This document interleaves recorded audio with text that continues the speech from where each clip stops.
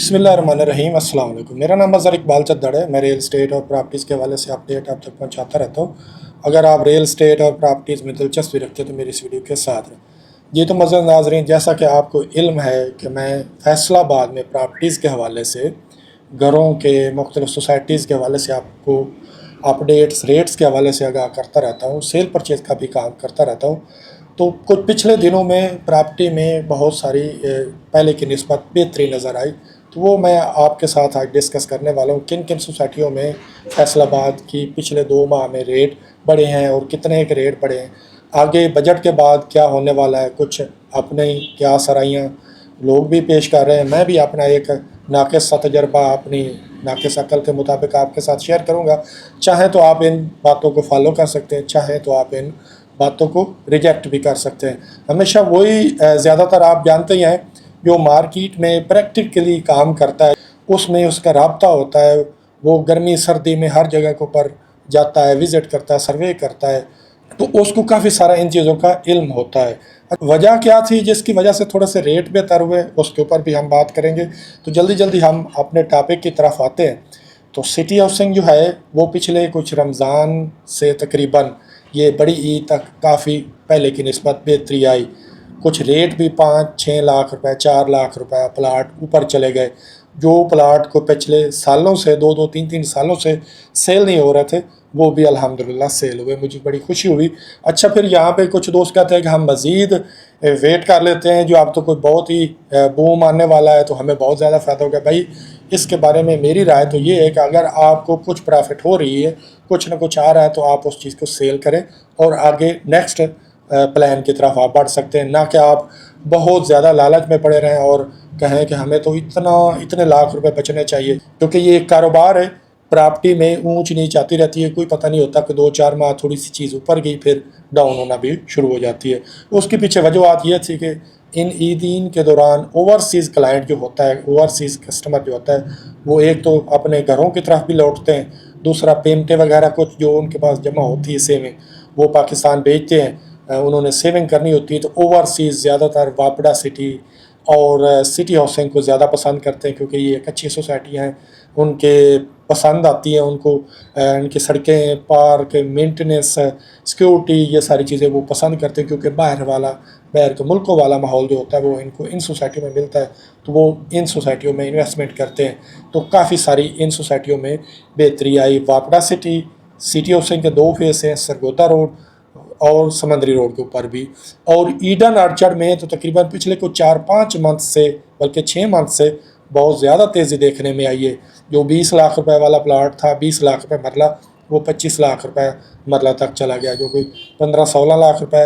हाँ, कुछ प्लाट थे जो कुछ डिस्प्यूटेड होते हैं, जिनकी लोकेशन जैसे कि बाउंड्री वाल है, कोई ग्रे यार्ड के पास है, तो वो वहाँ पे कोई इतनी ज़्यादा तेज़ी नहीं आई।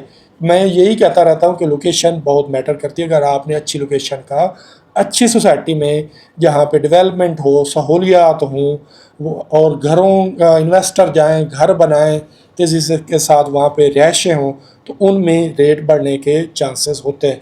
तो ये सोसाइटियों में तेज़ी के साथ एंड यूज़र भी गया है, मज़ीद घर भी बने, आखिरी लाइनों तक भी घर बने हुए हैं। तो लोग एक भरोसा करते हैं, एतमाद करते हैं कि मज़ीद आने वाले दिनों में बेहतरी आएगी, रिहायशें होंगी, तो इन सोसाइटियों में रेट बढ़े हैं। मनान टाउन मिल्लत रोड के ऊपर वो फड़ी नहीं जा रही भाई, वो छोटी सी एक सोसाइटी है, हमारे जो तवक्कुआत से उससे तो बहुत ज़्यादा वहाँ पे रेट बढ़े हैं। तो वहाँ पे भी 22 लाख, 23 लाख रुपये, 20 लाख से मरला प्लस रेट ही चल रहा है। छोटे प्लाट तो वहाँ पे है ही नहीं, 5 मरला, 7 मरला, 8 मरला, छोटी सी सोसाइटी थी।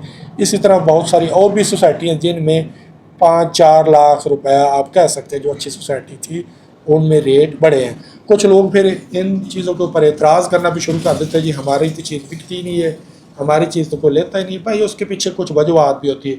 या तो आप बहुत ज़्यादा एक्स्ट्रा डिमांड कर रहे होते हैं, या वो चीज़ आपने मौजूदा रेट, मार्केट रेट की निस्बत से आपने बहुत महंगी ख़रीदी होती है, और आप उसके ऊपर ज़्यादा तवक्को रखते हैं कि हमें इतनी इसके ऊपर इन्वेस्टमेंट के हिसाब से प्रॉफिट आए, या उसकी लोकेशन ही ठीक होती है, या वो प्लाट टेढ़ा मेढ़ा होता है, या कोई सड़कों, बिजली, गैस, सीवरेज का कोई खदशा होता है। ये बहुत सारी चीज़ें देखनी होती है, उसके पीछे कोई ना कोई वजूहत होती है जिसकी वजह से वो आपकी प्रॉपर्टी सेल नहीं हो रही।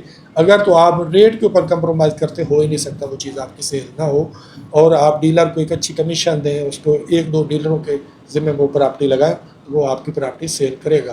ظاہر ہے اس نے بھی اپنی محنت کرنی، تو محنت اس کو آپ دیں گے تو وہ پراپرٹی آپ کی سیل کرے گا۔ اچھا، بجٹ کے حوالے سے جو مختلف بہت سارے تجزیہ نگار، تجربہ کار لوگ کیا سرائیاں اپنے اپنے تجزیے پیش کر رہے ہیں، تو میرا بھی ناقصہ تجزیہ یہ ہے کہ اگر تو گورنمنٹ پاکستان بجٹ میں ٹیکسز میں کمی کرتی ہے، اور ان کو کرنا پڑے گا، ان کی مجبوری بن چکی ہے، کیونکہ ان کا ریونیو ہی نہیں اکٹھا ہو رہا۔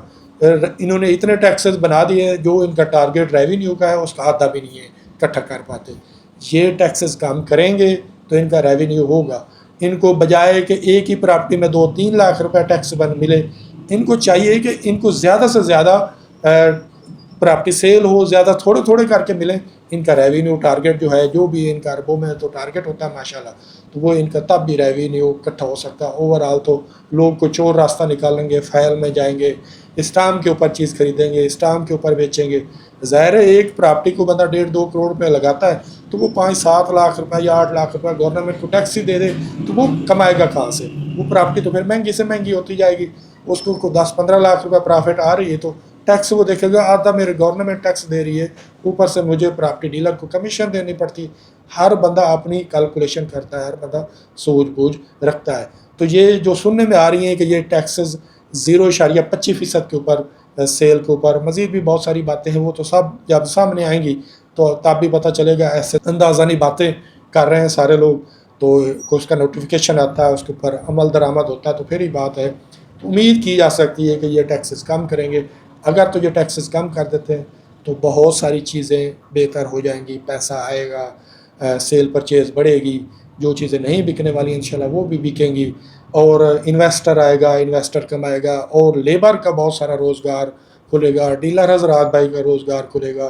تو اس سے مارکیٹ میں، ریئل اسٹیٹ پراپرٹی کی مارکیٹ میں بہتری آ سکتی ہے۔ اگر آپ فیصل آباد میں کوئی پراپرٹی خریدنا بیچنا چاہتے ہیں تو ہمارے دیے گئے نمبر کے اوپر، خاص کر واٹس ایپ کے اوپر وائس میسج کر دیں گے تو انشاءاللہ تعالیٰ آپ کو جلدی رپلائی بھی آیا جائے گا، اور وہ چیزیں نوٹ بھی کر لی جائیں گی، اور وزٹ وغیرہ بھی کرنا پڑا تو ممکن ہوا تو وہ بھی انشاءاللہ کیا جائے گا۔ تو امید ہے کہ موٹی موٹی چیزیں میں نے آپ کے ساتھ شیئر کر دی۔ مزید بھی اس بارے میں اگر آپ بات کرنا چاہتے ہیں تو ہمارے دیے گئے نمبر کے اوپر رابطہ آپ کر سکتے ہیں۔ میرے چینل کے اوپر بے شمار پراپرٹیز کے حوالے سے ویڈیوز پڑی ہوئی ہیں، سیل پرچیز کے حوالے سے، گھروں کے حوالے سے، وہ بھی آپ وزٹ کرتا رہا کریں۔ اپنا سارا خیال رکھیں، خوش رہے، آباد رہے، اللہ حافظ۔